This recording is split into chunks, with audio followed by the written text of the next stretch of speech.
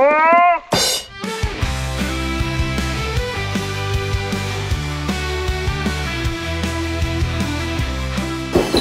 Eko Anak Negeri, tradisi sayang patur ini akan dilaksanakan ketika seorang wanita atau perempuan ingin menikah.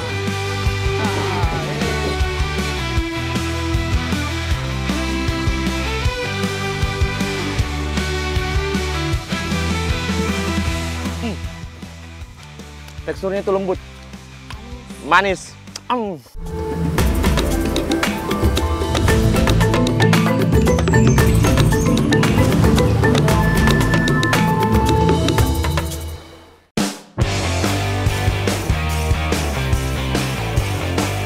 Ada apa nih rame-rame?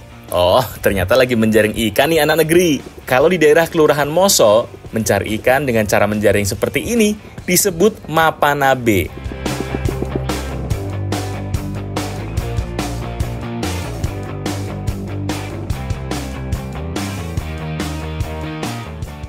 Mapanabe atau menjaring adalah menangkap ikan dengan memakai jala pukat. Jala pukat ini akan disebar di laut dengan menggunakan perahu motor. Jadi sekarang kita lagi proses mapanabe ya, atau menjaring ya abang ya. Kalau dilihat ini mirip-mirip seperti mapukat karena mencari ikannya di sekitar pesisir. Tapi bedanya kalau menjaring atau mapanabe ini menggunakan jaring yang lebih besar. Sama seperti menjaring pada umumnya, jaring yang berukuran besar ini akan dibawa ke pesisir laut dengan menggunakan perahu. Ketika perahu berjalan, maka jaring pukat ini akan juga diturunkan di titik-titik yang sudah ditentukan. Pak, biasa kalau mapanabe kayak begini, berapa orang biasa yang tarik? Ya biasa sih 20 orang. 20 orang? Wah, terus berapa biasa dapat ikan? Ya biasa ada 2 perahu. Dua perahu dapat perahu begitu. Nah, ini dia nih tantangan dalam menjaring atau mapanabe. Jaring yang besar dan berat ini kita akan tarik ke daratan. Untuk menarik jaring pukat ini memang tidak mudah, apalagi ada arus laut dan angin yang membuat jaring pukat ini semakin sulit nih untuk ditarik ke darat. Tapi kita nggak menyerah. Ayo kita tarik lagi jaringnya. Menarik jaring pukat ini mirip seperti lomba tarik tambang. Jadi butuh kerjasama dan tenaga yang cukup besar. Kalau sudah ditarik ke pinggir pantai seperti ini, baru deh kita angkat jaring pukatnya dan ambil ikannya. Wah, kayaknya kita bakal banyak dapat ikan nih. Tuh lihat, isi jaringnya aja udah kelihatan besar kan? Jadi setelah percobaan pertama, song, sekarang kita percobaan kedua dan mendapatkan banyak ikan, ya? Ya. Nah itu dia kelebihan dari menjaring atau mapanabe. Jadi lebih banyak ikan yang bisa kita dapat, beraneka ragam jenisnya juga. Ayo kita angkat sudah. Ada juga ikan pari. Ada ikan pari, ada cumi. Nggak heran kan, kalau nelayan di daerah Moso ini sering menggunakan teknik menjaring untuk menangkap ikan di laut. Ikan-ikan yang sudah didapat akan dikumpulkan dan selanjutnya akan dijual ke pasar maupun pelelangan ikan.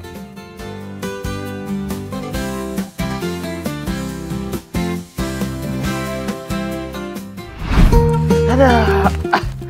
Ini ikannya. Saya sudah dapatkan. Ada deh. Capek. Kenapa kak? Oh, iya, saya juga sudah lapar ini. Ayo Pak, kita mau masak apa ini? Kita mau masak ikan tapi. Ikan tapi? Ya. Jadi namanya bau betapi. Ayo kita masak. Ikan yang dipakai untuk bau tapi biasanya adalah jenis ikan laut yang berdaging putih.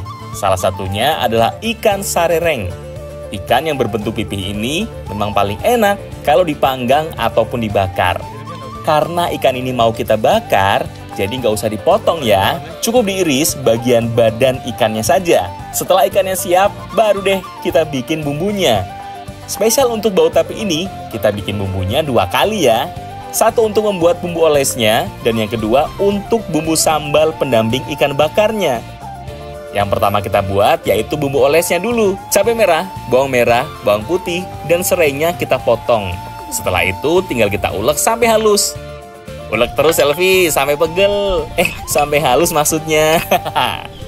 Ya. Pergi kayak dulu itu tumis. Ini. Oh, bisa ditumis. Oke. Tunggu lah. Bumbu yang sudah dihaluskan Selvi tadi, aku tumis dengan minyak secukupnya. Tumis sebentar sampai aromanya keluar. Kalau sudah, baru tambahkan kecap manis secukupnya. Jangan terlalu banyak ya, nanti rasanya terlalu manis. Bumbu olesnya sudah jadi nih. Sekarang langsung aja kita bakar ikannya. Untuk membakarnya tidak memakai panggangan modern. Masyarakat Mandar masih membakar ikan dengan cara tradisional, yaitu menggunakan pelepah kelapa yang sudah dipotong memanjang seperti ini. Sudah ini. Apa lagi? Terong. Oh, terongnya dibakar juga? Iya, dibakar. Oh, pantas enak. Terong merupakan lauk pendamping ikan bakar khas Majene, Sulawesi Barat. Jadi selain nasi, ada juga tambahan terong ungu bakarnya. Oh iya, sambil dibakar, jangan lupa dioles bumbu kecap yang sudah dibuat tadi. Mengolesnya juga harus merata ya, agar bumbunya meresap sampai ke dalam daging ikannya.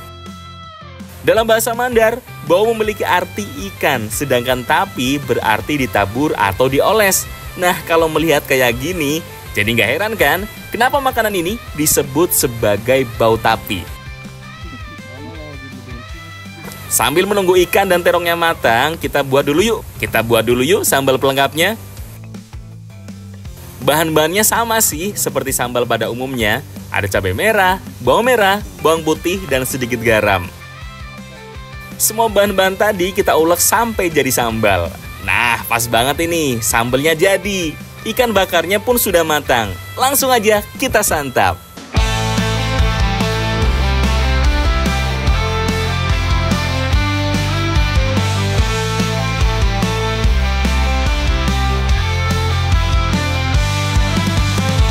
Masak pandan di atas api, waktunya kita makan bau tapi. Oi, ayo kita ambil.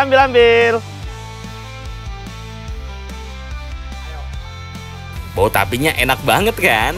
Bumbu olesnya benar-benar meresap sampai ke dalam daging ikannya. Apalagi pas dimakan dengan sambal pendampingnya. Makin nambah ini kenikmatannya. Kalau di daerah Majene, bau tapi ini biasanya dimakan dengan terong ungu. Namun di daerah lain di Sulawesi Barat, ada juga yang menambahkan dengan singkong maupun terong hijau. Bau tapi boleh dibilang ikan bakarnya khas suku Mandar. Rasanya berbeda dari yang lain. Ikan yang dipakai pun ikan laut yang berdaging putih.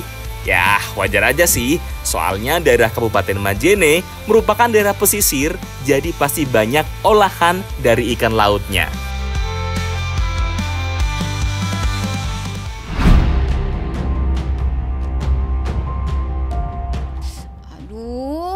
Dan kok janjiannya di kebun bambu seperti ini?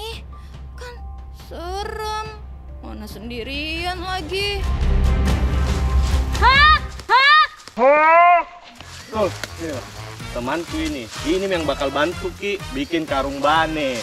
Begitu. Nah, penasaran kan apa itu karung bane? Ayo kita bikin sekarang, Pale.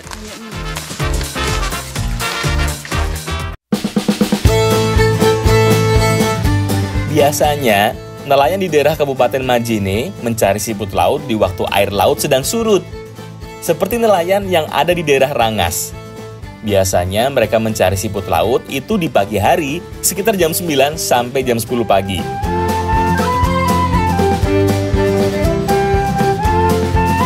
Untuk menggunakan alat dari ini terbilang mudah anak negeri. Caranya yaitu dengan mendorong alat dari ini yang mirip seperti lagi dorong gerobak. Siput laut biasanya hidup di perairan dangkal, seperti di pinggir pantai. Biasanya siput laut atau karung bane bersembunyi di lamun yang ada di pinggir pantai. Ya, sedikit Ji. Biar Ji, nggak apa-apa Ji. Karena memang salah satu faktor yang mempengaruhi naiknya karung bane ke permukaan itu volume airnya. Bang ya, jadi kalau semakin surut airnya, semakin banyak biasanya keluar.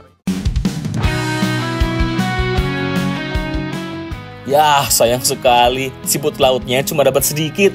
Gak apa-apa deh, sebagai pria sejati, pantang menyerah. Ayo kita coba dorong lagi, semangat! Karena untuk mendorong alat ini itu cukup berat.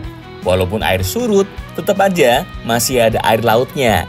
Jadi kayak mendorong air laut kan? Memang siput laut ini selain dijadikan makanan, biasanya cangkangnya juga bisa dibuat pajangan dinding maupun kerajinan.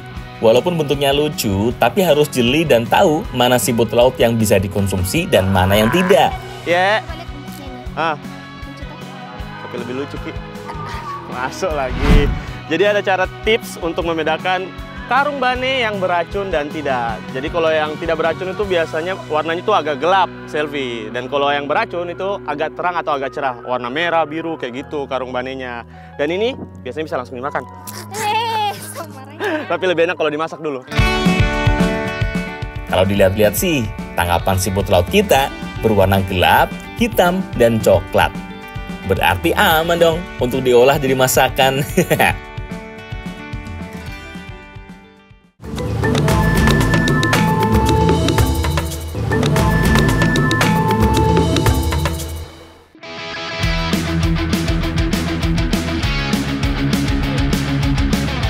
Sudah puas main di laut, sekarang kita menuju perbukitan yang ada di Desa Pamboborang, Kabupaten Majene.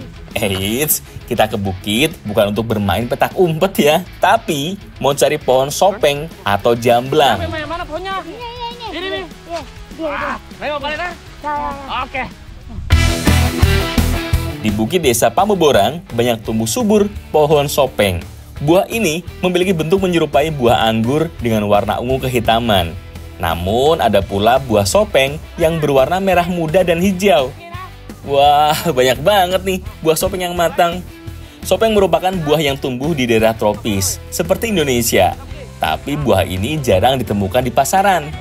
Tumbuhan sopeng merupakan tumbuhan berakar serabut yang umumnya tumbuh liar di pegunungan. Kita coba ya. Kalau hijau itu belum dimakan, belum bisa dimakan karena belum matang. Kalau yang warna pink, wah jatuh. Nah ini warna pink. Kalau pink rasanya tuh masih sepet, sedangkan kalau warna ungu, ini yang kita cari. Ambil, tangkap.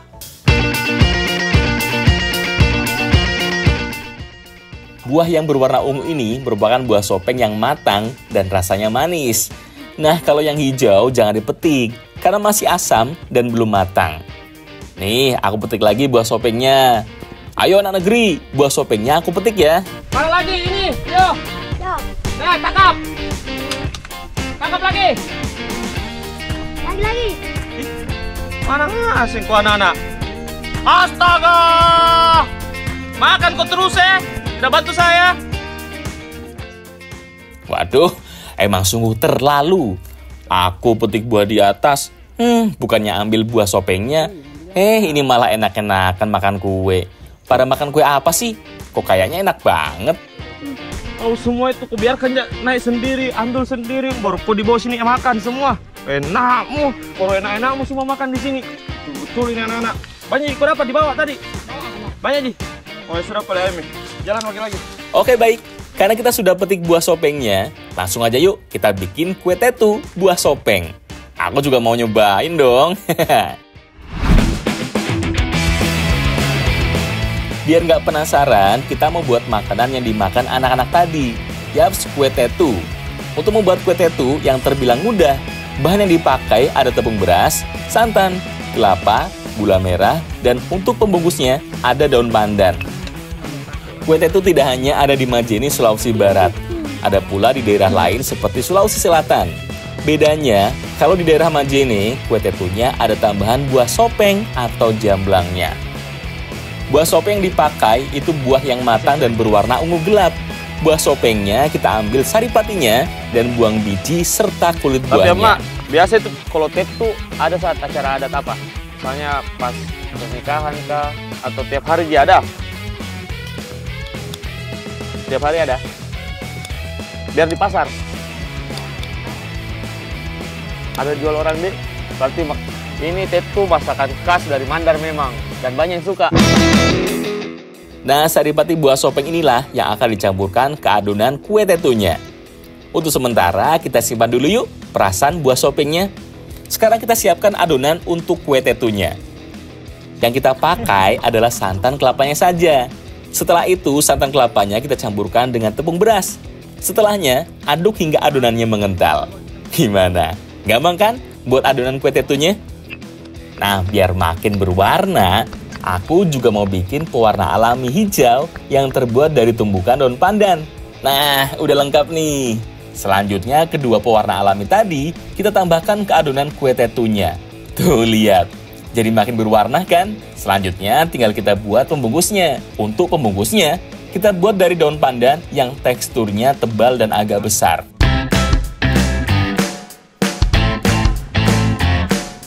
Sip, akhirnya daun pembungkusnya sudah siap. Yang pertama dimasukkan potongan gula merahnya dulu. Setelah itu baru kemudian masukkan adonan kue tetu aneka warna.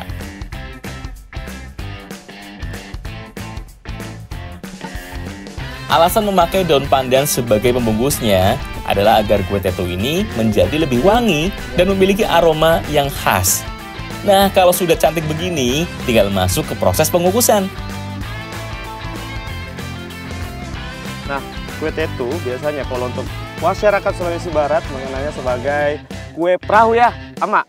Karena bentuknya ini mirip seperti perahu. Nanti bisa berlayar juga ini. Nggak bisa. Masak ini, nanti kita makan di atas perahu saja. Proses pengukusan kue tetu ini nggak lama kok anak negeri. Cukup 10-15 menit. Kalau sudah matang, tinggal kita angkat deh. Wah, udah jadi nih kue tetu buah sopengnya. Gimana? Bentuknya lucu dan warna-warni kan? Kue tradisional dari berbagai daerah patut dilestarikan dan dikenalkan lebih luas. Termasuk salah satunya kue tetu dari Sulawesi Barat ini. Kalau gitu kita makan nih, Pale. Nah, ayo, nih, ambil kok. Ambil kok tuh, yang itu pandan, ada campuran pandannya. Nah, warna pink, nah, itu ada campuran jamblangnya. Sama original, putih. Ambil, banyak. Wah, baru sekali suap, udah ketagihan nih. Wajar sih, soalnya rasanya enak banget anak negeri. Rasanya manis dan gurih tercampur jadi satu. Kalau makan kue tetu ini, jadi inget dengan bubur sumsum. Bedanya, kue tetu ini teksturnya lebih padat dan lebih wangi karena daun pembungkusnya terbuat dari daun pandan. Sama neko anak negeri, kalau dilihat sepintas, kue tetu ini mirip-mirip seperti yang ada di Banten, yaitu kue jejorong. Tapi bedanya kalau kue jejorong itu, di bawahnya itu dialasin dengan pisang ya? Daun pisang, sedangkan ini dialasnya daun pandan. Dan kalau dilihat serta dirasakan sekarang, teksturnya itu lembut, manis. Selain enak, ternyata buah sopeng atau buah jamblang ini memiliki kandungan yang bermanfaat bagi tubuh kita. Buah sopeng banyak mengandung vitamin A, vitamin E, serta antioksidan yang dapat memperbaiki kulit dan menurunkan tingkat peradangan. Selain itu, banyaknya vitamin C dalam buah ini dapat meningkatkan kekuatan sistem kekebalan tubuh kita. Wah, kalau banyak manfaat gini, jadi pengen nambah nih kue tetunya.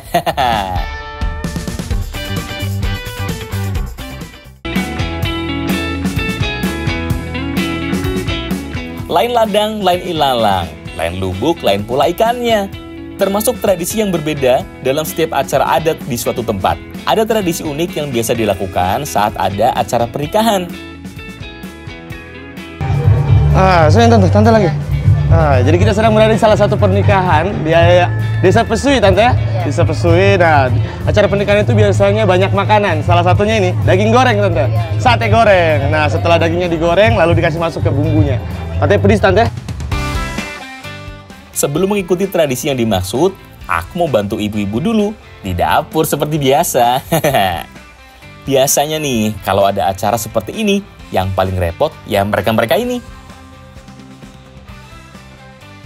Oh iya, dalam adat pernikahan masyarakat Mandar, rombongan mempelai pria akan membawa semua seserahan untuk keluarga mempelai wanita. Selain berupa perabot dan alat rumah tangga, salah satu syarat seserahan yang tidak boleh lewat adalah susu kaweng. Jadi biasanya di pernikahan suku Mandar, terutama di Desa Pesui seperti ini, ada banyak seserahannya. Salah satunya ini, susu kaweng. Nah, di dalamnya itu ada ketupat, beras, ada juga telur, dan lain-lainnya. Ada banyak juga seserahan yang lain. Ayo angkat. Susu kaweng menyimbolkan semua bahan makanan dan keperluan sehari-hari nanti saat berumah tangga. Oh iya, karena pernikahan yang dilakukan kali ini masih dalam satu desa, makanya rombongan dari mempelai pria berjalan semua beriringan menuju rumah mempelai wanita. Aku dapat kehormatan membawa susu kaweng nih. Saat mendekati rumah mempelai wanita, rombongan akan disambut dengan seseorang yang membawa susu kaweng juga. Jadi susu kaweng yang telah kita bawa dari mempelai pria ini akan dipertemukan dengan susu kaweng dari mempelai wanitanya. Itu menandakan sudah sah kita untuk masuk. Setelah susu kaweng saling menempel, itu artinya rombongan mempelai pria sudah diterima dan dipersilahkan masuk untuk melangsungkan akad nikah. Yang jadi makin spesial nih dalam pernikahan masyarakat Mandar adalah tradisi yang dilakukan setelah akad nikah, yaitu tradisi sayang patudu. Sayang patudu secara harfiah berarti kuda menari. Sayang artinya kuda dan patudu yang artinya menari.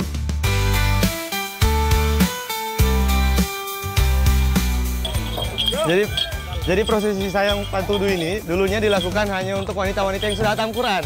Nah, sekarang banyak dilakukan untuk wanita-wanita yang ingin menikah. Karena dulunya sebelum menikah harus hatam Quran dulu ya. Iya, betul. Ayo!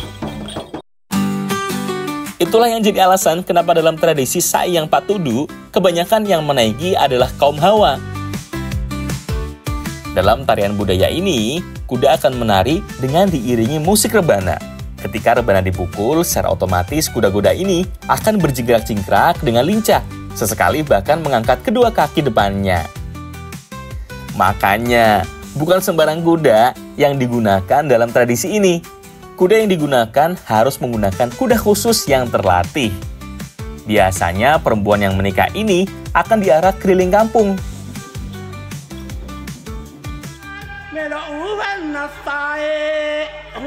Jadi selama tradisi sayang patudu ini, mempelai wanita diberikan pujian-pujian dan puisi-puisi serta pantun-pantun untuk memuji keindahan kecantikan wanita. Selain memberikan pantun berupa pujian dan gurauan, ada juga banyak petuah yang disampaikan sebagai bekal saat menjalani kehidupan rumah tangga nanti. Duh, aku nggak mau kalah nih. Pengen coba ikut naik kuda menari ini. Nggak mau kalah dong dengan wanita-wanita tadi.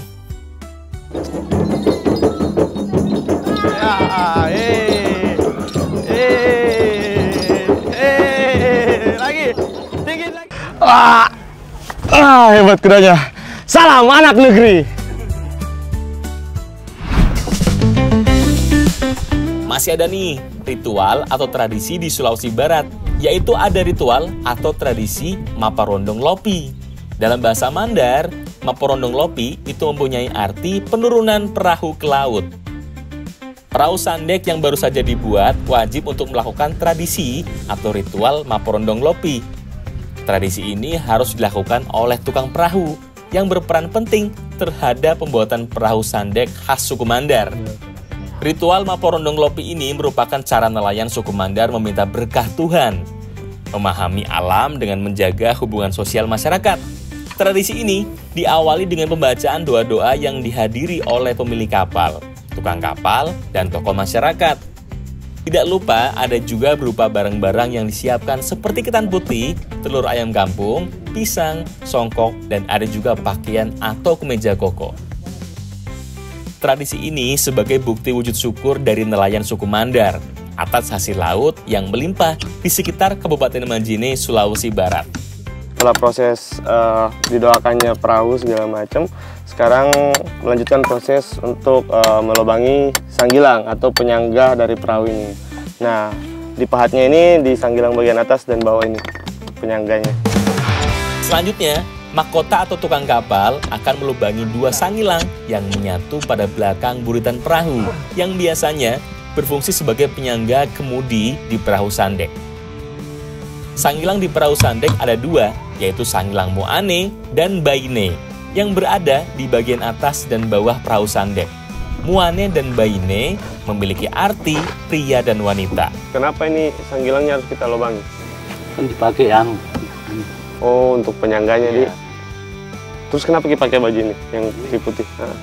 kan bersih. Oh, biar bersih. Berarti menurutnya kepercayaan Mandar berarti Setelah didoakan, semoga kapal ini selamat, jadi turun ke laut. Jadi, melubangi kedua sangilang ini memiliki filosofi, yaitu kehidupan manusia atau sepasang suami istri haruslah kompak dan bekerja sama yang baik jika ingin mencapai satu tujuan dalam kehidupan rumah tangga.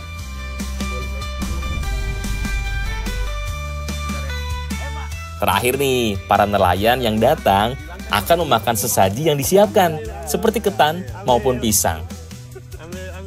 Tidak lupa ada juga minuman bubur kacang hijau yang harus ada ketika tradisi Maporondong Lopi sudah selesai. Nah, ini nih, bukti bahwa tradisi dapat mempererat hubungan sosial masyarakat, terutama nelayan-nelayan suku Mandar ini. Makanan memang akan dibagikan kepada para nelayan, tapi khusus songkok dan pakaian itu harus diberikan oleh pemilik kapal kepada tukang yang membuat perahu sandek.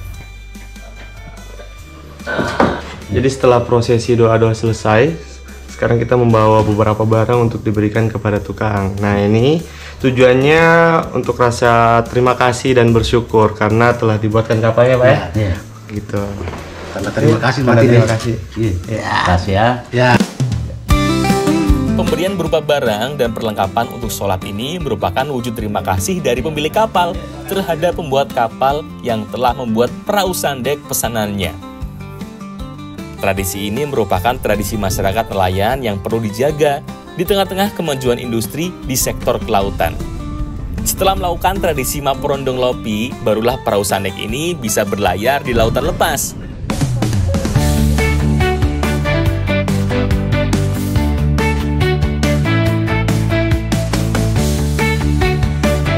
Nah, nggak lengkap nih kalau kita nggak bahas soal perahu khas dari suku Mandar. Perahu sandek merupakan perahu layar tradisional khas suku Mandar. Perahu sandek ini menggunakan bantuan angin dan layar untuk bergerak. Walaupun perahu ini tidak ada mesinnya, tapi sandek bisa berlayar dengan kecepatan yang cukup tinggi. Kalau udah di perahu sandek ini, jadi pengen nyanyi deh. Nenek moyangku seorang pelaut. Gimana? Udah mirip pelaut bukan? Sama Neko Anak Negeri, ini nih perahu layar tercepat dari suku Mandar. Dan uniknya, karena kita tidak menggunakan mesin ya Pak ya, kita menggunakan tenaga angin, karena ada layarnya yang besar, makanya bisa cepat toh. Nama sandek dalam bahasa suku Mandar berarti runcing. Hal ini mengacu pada bentuk perahu sandek ini yang runcing dan ramping.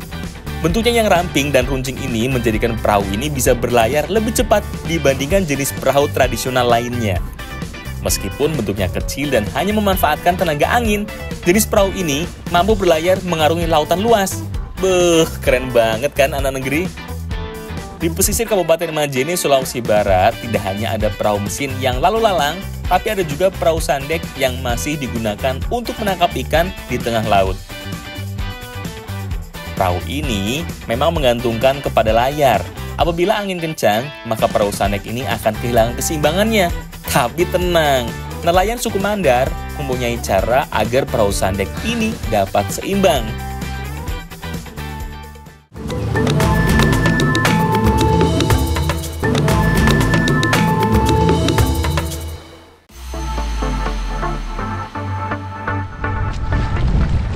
Nah, sama Neko Anak Negeri, ini namanya matimbangi. Jadi kalau misalnya kapalnya sedang berjalan, ditiup angin akan miring kan. Jadi ini caranya untuk menyeimbangkan kapalnya biar tidak kenapa-napa dan tidak miring. Ayo Pak, anginnya dari situ Pak. Gimana? Keren kan? Kayaknya aku udah cocok nih jadi penerus Kapten Jack Sparrow. Oh iya, perahu sandek ini sekarang tidak hanya difungsikan untuk mencari ikan, tapi ada juga yang dijadikan untuk balapan perahu sandek. Biasanya, acara balapan perahu sandek ini ketika ada acara besar di Kabupaten Majene atau Sulawesi Barat lainnya. Oh iya, perahu sandek ini hanya bisa ditemukan di daerah Sulawesi Barat. Kalau sekarang, pembuat perahu sandek mulai jarang ditemui. Tapi, di Desa Rangas masih ada pengrajin pembuat perahu sandek yang masih bertahan.